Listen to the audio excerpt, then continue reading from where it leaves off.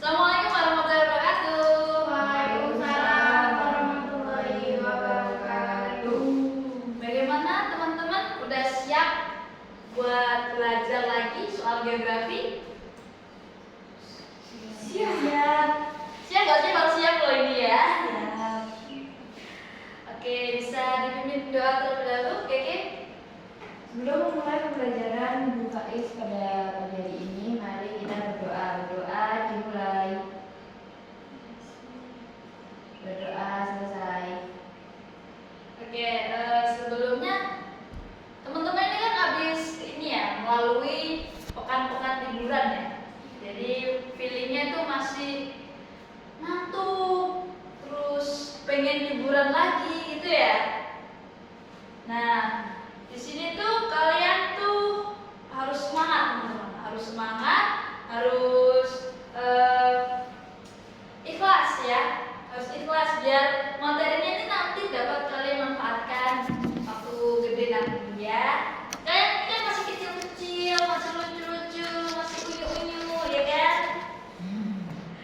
Oke, ini kan liburan semester 2 ya.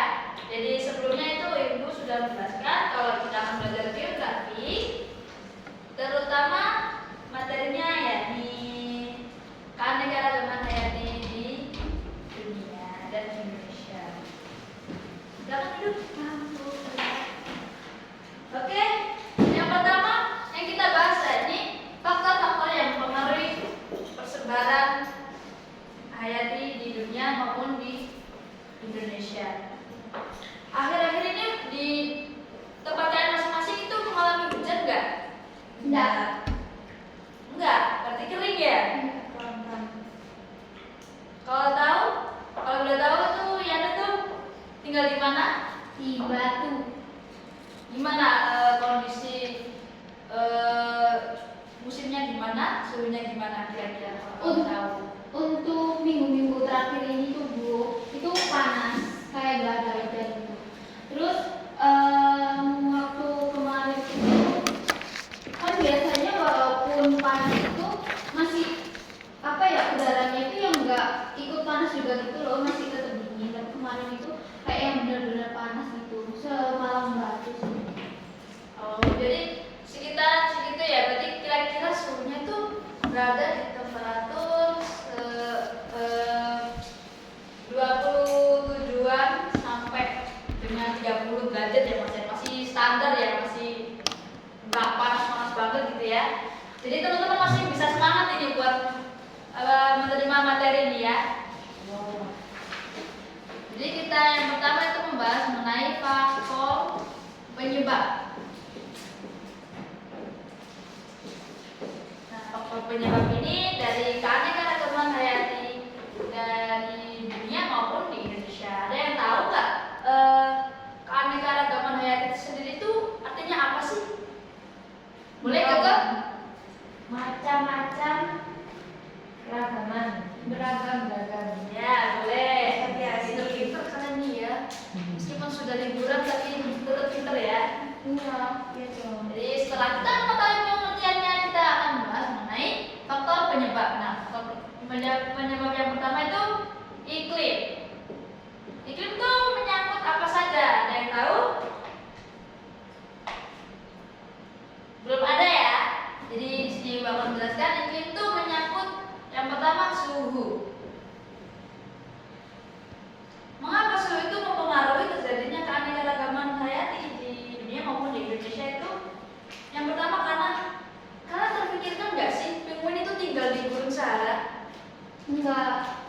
Kenapa coba?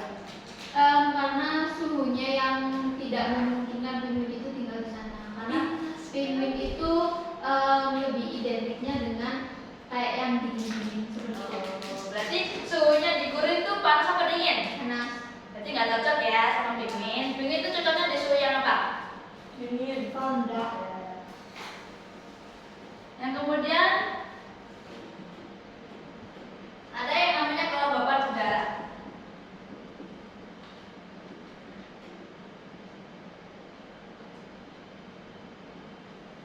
Nah, mengapa kelembapan ini menjadi faktor penyebab terjadinya keanekaragaman. Yang pertama itu karena setiap lapisan yang ada di bumi, baik lapisan tanah maupun lapisan atmosfer itu yang mengelilingi bumi itu ya anak-anak. Jadi kelembapan tanah itu sangat mempengaruhi. Kalau kelembapan lapisan yang pertama itu pastinya sangat-sangat lembab. Karena apa? Karena dekat dengan bagaimana hujan tersebut terletakkan. Jadi titik pemberhentian terakhir dari hujan tersebut. Jadi yang lapisan pertama itu lebih menampung banyak air hujan daripada yang lapisan terakhir. Oke, sampai sini paham? Paham. Ini diingat-ingat ya anak-anak, soalnya ini sering sekali keluar di soal ujian. Oke, untuk selanjutnya ada yang namanya angin.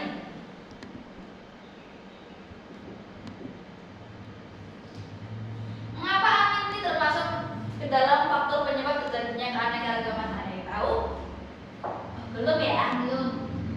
Jadi dijelaskan di sini tuh mengapa udara itu bergerak itu berbeda-beda, konstannya itu berbeda-beda. Ada yang sangat cepat, ada yang bergerak itu sangat lama sekali. Ada nggak desanya yang di rumahnya tuh kenceng banget anginnya? Ada. Di mana itu? Ayo.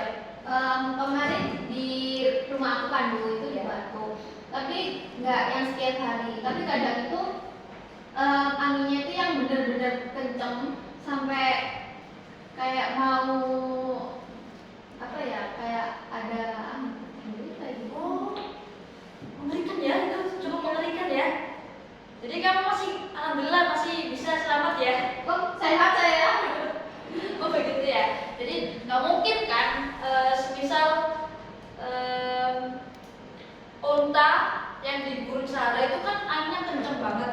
Nah itu nggak mungkin dia cuma bisa bertahan beberapa menit, karena memang sudah tempat tinggalnya itu sudah di situ.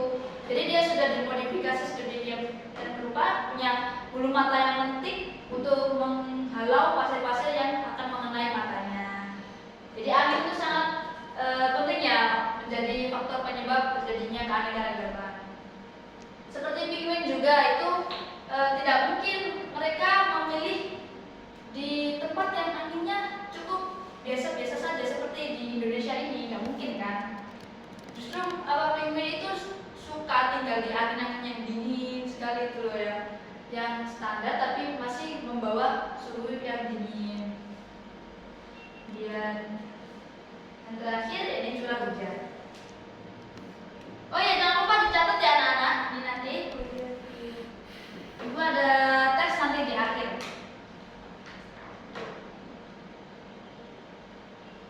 Jadi seperti yang dijelaskan sama Yan sebelumnya itu kan ada yang namanya curah hujan. Nah, hujan di tempat tinggalnya Yan itu tidak terlalu konstan. Konstan itu yang dimaksud itu tidak terlalu sering terjadinya, jadi lebih banyak musim kemaraunya daripada hujannya itu. Nah, adapun ini mengapa menjadi faktor penyebab terjadinya keanekaragaman itu karena apabila suatu organisme seperti hewan, seperti tumbuhan itu yang tinggal di hutan tropis itu lebih banyak dibandingkan hutan yang gersang. Itu karena faktor hujannya itu minim dan maksim, ya. Jadi ada yang minim itu kemungkinan banyak serangga. Kalau yang minim itu seperti unta tadi bisa tahan apabila tidak terkena air.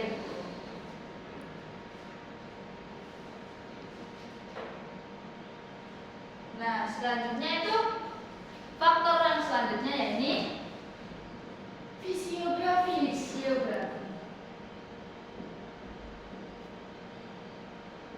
Nah, fisiografi ini sendiri itu identik dengan bentuk bumi atau relief bumi.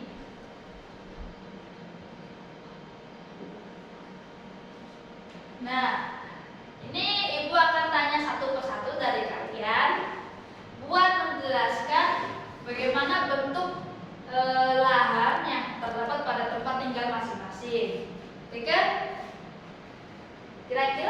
bentuk lahan yang ada di tempat tinggalmu itu dataran rendah atau dataran tinggi? Dataran tinggi, Bu. Dataran tinggi ya. Berarti suhunya dingin. Iya. Karena semakin mendekati atmosfer semakin dingin. Untuk Eka dan Mama sendiri, dataran tinggi. Panas. Oh panas, panas. Berarti banyak ini ya pemukiman ya. Ya, industri itu sedang berjalan. Untuk Monik sendiri gimana?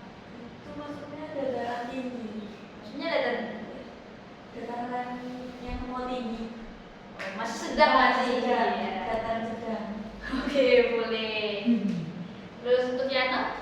Dataran tinggi. Dan dingin ya? Iya, tapi yang bukan tinggi banget. Masih tergolong tinggi tapi ya. Nah itu pasti kan di antara kalian semua pasti menemukan hewan-hewan yang identik yang berada di sekitaran pekarangan rumah kalian, ya kan? Yang paling sering muncul itu apa? Kucing. Boleh, karena kucing itu bisa tinggal di kondisi bentuk lahan yang bagaimanapun juga, ya kan? Kemudian bisa nggak? Misal ikan tuh tinggal di gunung. Wah, mati. Kenapa? Kenapa? Kan nggak ada air. Ya, betul sekali. Kemudian setelah kita mengetahui faktor fisiografis, tentunya ini edafik. Edafik itu tanah ya, anak-anak. Kenapa dinamai edafik, Bu? Karena ini ada namanya penemuan mengenai suatu jenis tanah itu yang dapat mengklasifikasikan semua bentuk-bentuk tanah dari liat, pasir, sampai dengan debu. Nah, makanya disebut edafik. Nah, mengapa edafik ini menjadi faktor penyebab terjadinya keanekaragaman? Ada yang tahu? Belum ya? Belum. Jadi tanah ini menjadi salah satu penyebab terjadinya keanekaragaman hayati di dunia maupun di Indonesia itu karena tiap lapisan tanah itu memiliki karakteristik yang berbeda-beda. Sampai sini paham? Bu mau tanya, kan katanya Ibu karakteristik berbeda-beda kan? Ya. Nah itu maksudnya karakteristik berbeda-beda itu gimana? Kayak Nah. apakah pertanah itu warnanya beda atau apa? Nah, ini pertanyaan bagus sekali anak-anak. Tepuk tangan dong buat temannya ini. Nah, pertanyaan yang tadi itu kan identifikasi mengenai klasifikasi tanah ya. Jadi, mengapa tanah ini memiliki karakteristik yang berbeda-beda? Karena dasar dari bumi kita itu isinya batu dan magma. Oke, sampai sini paham? Ya. Nah, dari batu dan magma ini terbentuklah lapisan akhir dari tanah itu. Ini kan rumput. Ini rumput ya. Kemudian yang lapisan akhir sendiri adalah batu, teman-teman. Jadi batu ini nanti mengalami tenaga dari dalam bumi karena magma ini terus berputar, terus mengolah sampai akhirnya naik ke atas lagi. Nih batunya sudah mulai rapuh. Jadi udah kecil-kecil. Otomatis yang di sini warnanya identik dengan kuning, warna kuning. Kenapa kuning? Karena identik dengan batu yang terkena tenaga dalam, yang isinya magma. Nah, kemudian naik lagi karena terjadi goncangan sampai akhirnya naik lagi, kemudian melapuh ke atas lagi itu melapuh akhirnya. Tanahnya sudah mulai batuannya sudah mulai menggembur. Akibat adanya tenaga ini semakin naik, semakin patah, semakin patah, semakin patah. Kemudian selanjutnya lagi naik lagi menjadi tanah biasa. Nah, ketika menjadi tanah ini ada banyak faktor yang menyebabkan semakin gelap warna dari tanah tersebut. Nah, faktor utamanya itu karena hujan tadi, kemudian yang kedua itu bisa terdapat organisme-organisme yang meninggal atau seperti pelapukan daun-daun. Jadi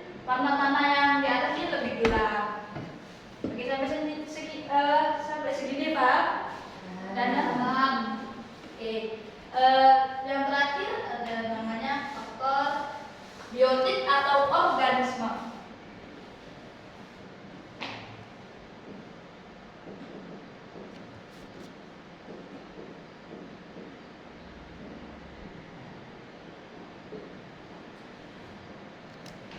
Nah, di sini Ibu akan bertanya satu persatu dari kalian.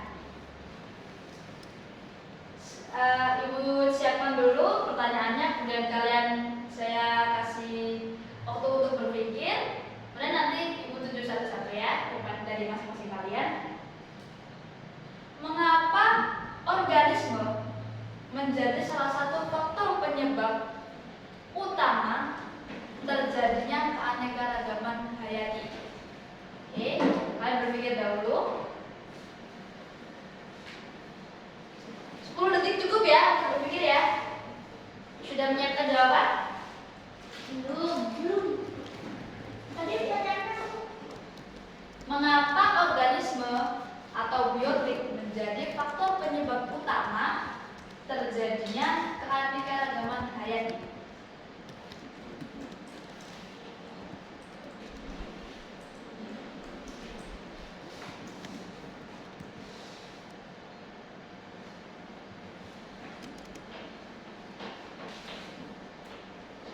Sudah ya?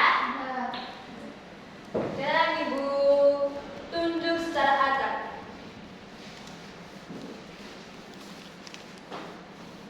Yana bisa dijelaskan bagaimana jawabannya? Biotik atau organisme itu merupakan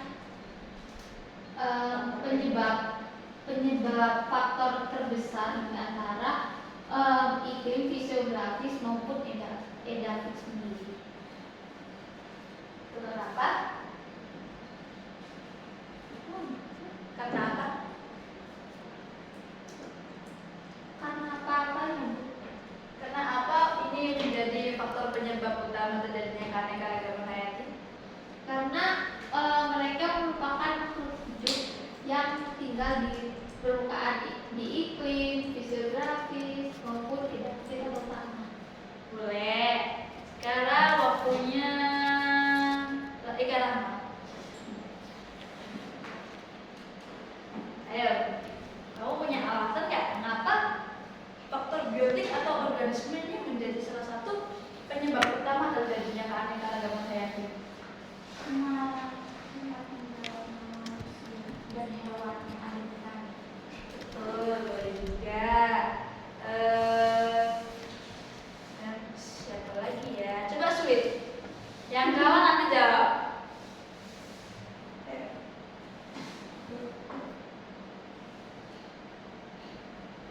Oke, silakan jawab.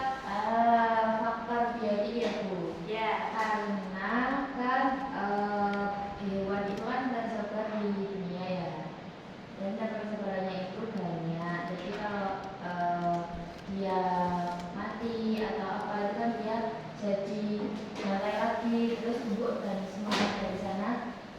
Maka hewan juga bisa buat tanaman itu tumbuh subur atau kayak gitu.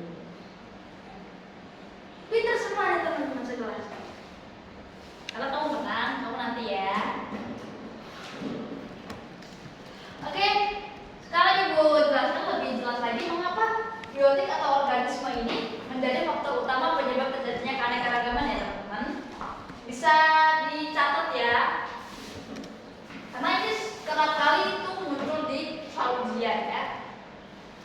Karena yang pertama itu kemampuan metabolisme mereka itu berbeda-beda, ya kan?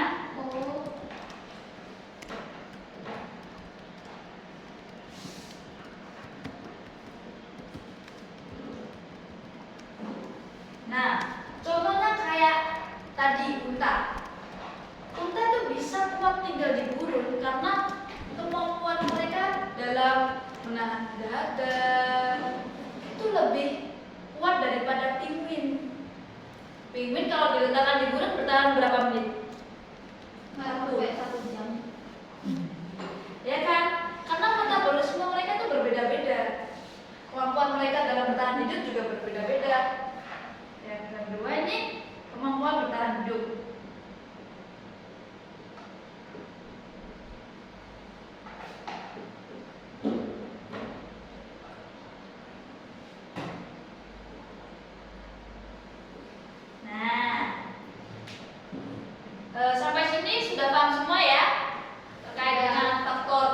ini ya. Jadi diingat-ingat caranya tuh gampang banget teman-teman. Tinggal kalau ingat faktor penyebab keanekaragaman itu apa? Kevo. Yang pertama K, iklim. Yang kedua energi ya. Terus yang ketiga fisiografis. Yang keempat organisme. Kevo.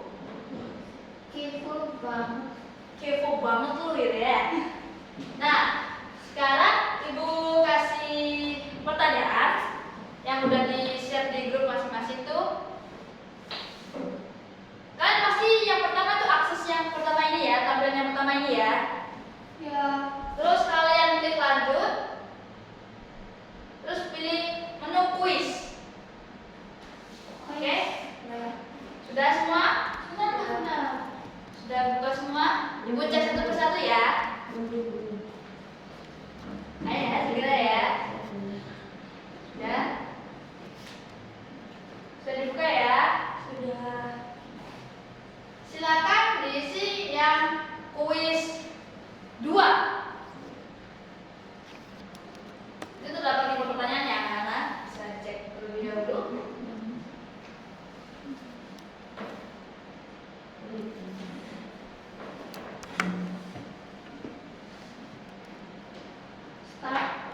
Ya, Udah start sekarang. ini udah start. Ya, silakan dikerjakan. Ada kalau diklik kotaknya nanti dapat uraiannya.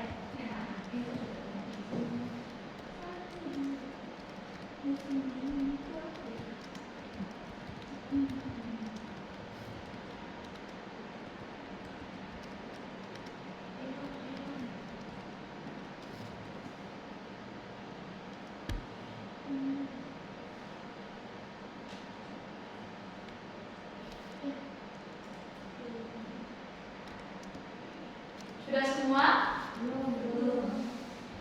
Susah nggak menurut kalian? Susah banget. Betul kan 5 pertanyaan ya? Tolong. Cuma 5 kok. Sudah? Bentar ya.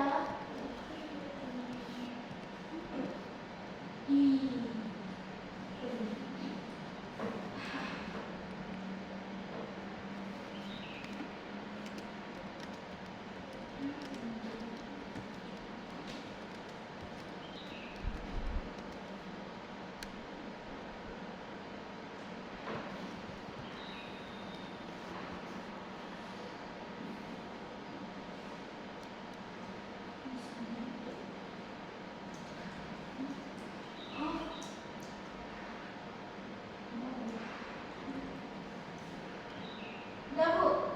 Sudah?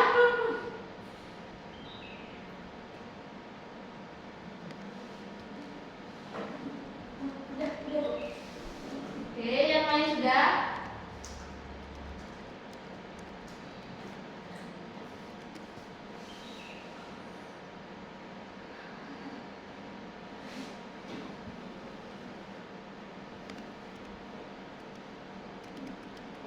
Yang lain sudah? Siapa saja yang udah angkat tangan? Iya. Yang belakang tuh jangan berisik terus. Yang depan ini udah semua loh. Siapa yang benar 5-5-nya? Angkat tangan. Ya. Udah semua? Oke. Berarti kalian semua ini sudah paham banget ya mengenai ini. Nah, kemudian buka lagi di link yang Ibu kirim tadi.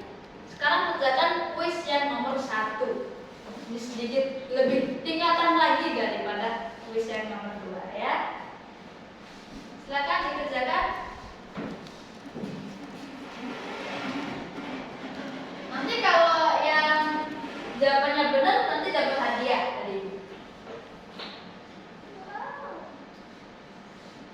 Oke, silakan dikerjakan.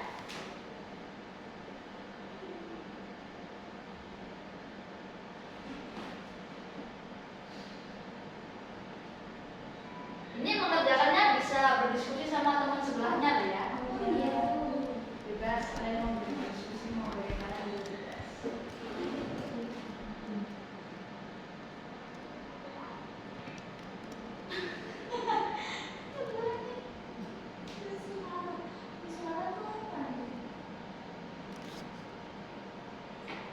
Nyawa kalian cuma 2 ya dari kodok itu ya. Ya, kok begini? Sudah?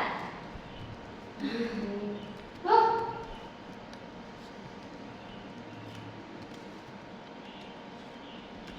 Yeay. Ini direktif boleh nggak? Oh nggak boleh ya, sekali aja ya mainnya ya. Nggak usah banyak-banyak.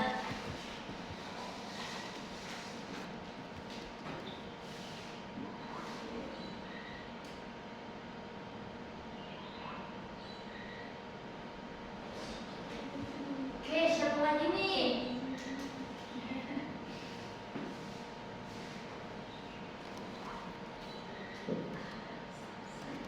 Ini suara apa ya teman-teman ya?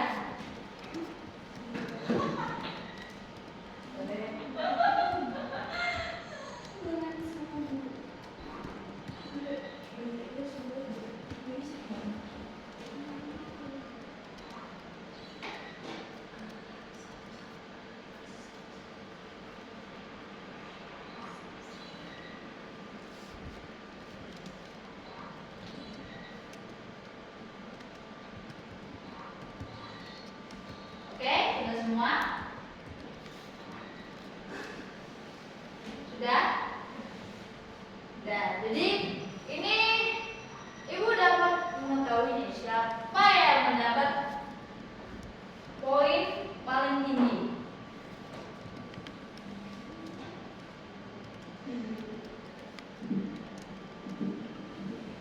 Nah, Cimons ini siapa ya? Saya Ibu. Boleh berdiri kan?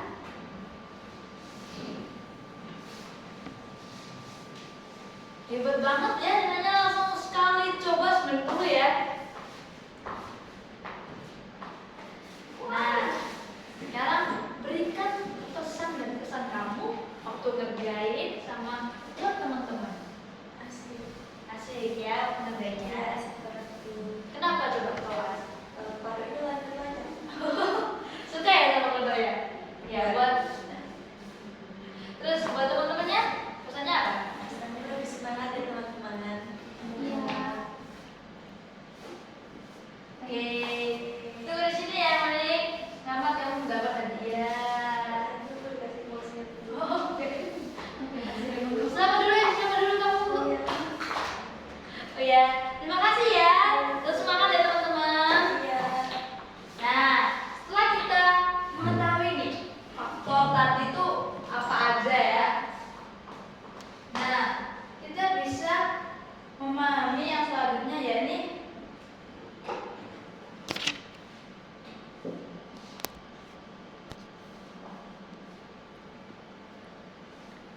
persebaran flora dan fauna yang ada di Indonesia.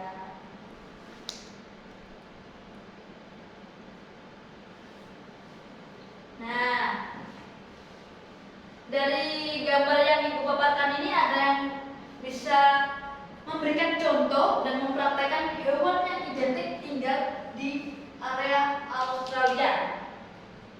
Kiki, ayo maju ke depan. Hewan yang identik tinggal di Australia. Praktek di depan. Nah, nanti teman-temannya menebak ya. Kalau salah dicomekin satu-satu. Kanguru. Ya, betul sekali. Benar? Benar. Ya, silakan duduk. Kemudian fauna yang tinggal di daerah peralihan. Monika, ke depan, contohin teman-temannya tinggal di Sebentar ya, peralihan. pakai sepatu. Ya.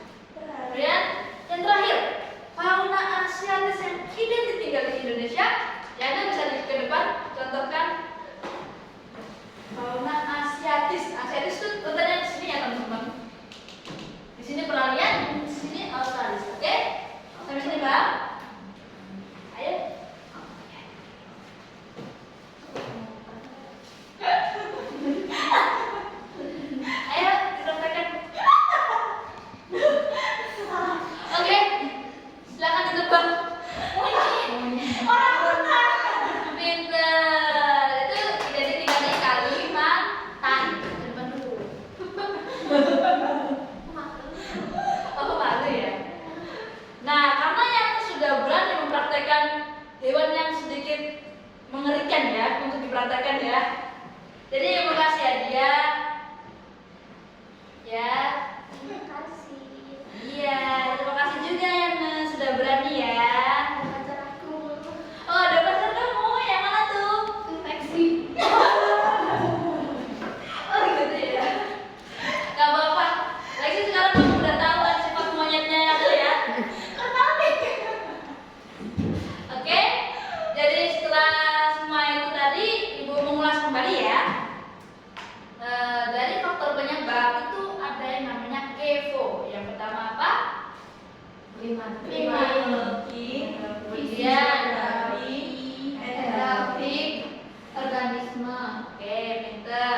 Yang selanjutnya ya ini persebaran flora fauna yang ada di Indonesia menurut garis bawah dan garis bawah. Nah, garis bawah ini tuh ditentukan oleh keempat faktor ini tadi. Oke, sampai sini ada yang perlu ditanyakan?